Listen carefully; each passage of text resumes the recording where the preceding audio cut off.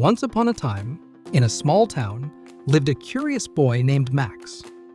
Max loved to tinker with things, always wondering how they worked.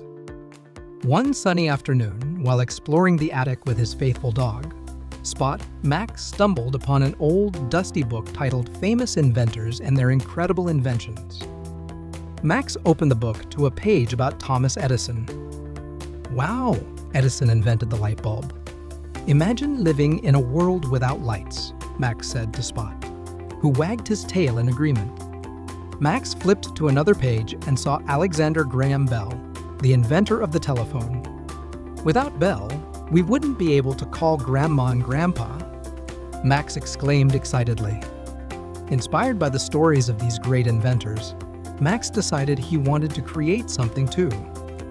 He thought and finally came up with an idea. Spot, what if we make a machine that helps Mom in the kitchen? Max asked. Spot barked as if he understood. Max gathered some old gears, springs, and screws he had collected. He worked tirelessly, hammering and twisting, with Spot watching intently. By evening, Max had created a funny-looking contraption with arms and legs that he called the Helper Bot. The next morning, Max couldn't wait to show Mom. Mom, look what I made, he announced proudly. He demonstrated how Helper Bot could mix batter, fetch ingredients from the fridge, and even clean the dishes.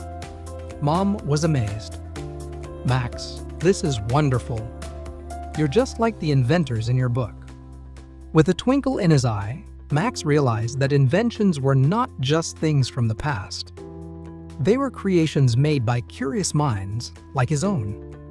He decided to take his Helper Bot to school for show and tell.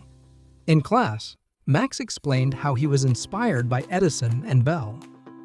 His classmates were fascinated, and even the teacher was impressed.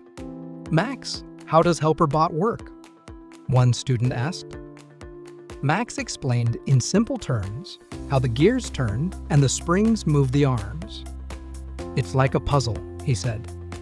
Each piece has to fit just right. After school, many of Max's friends wanted to start their own inventions.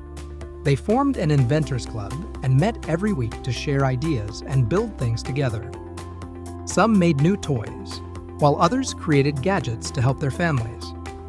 Max learned that inventions could change the world, and sometimes they started with just a tiny spark of curiosity.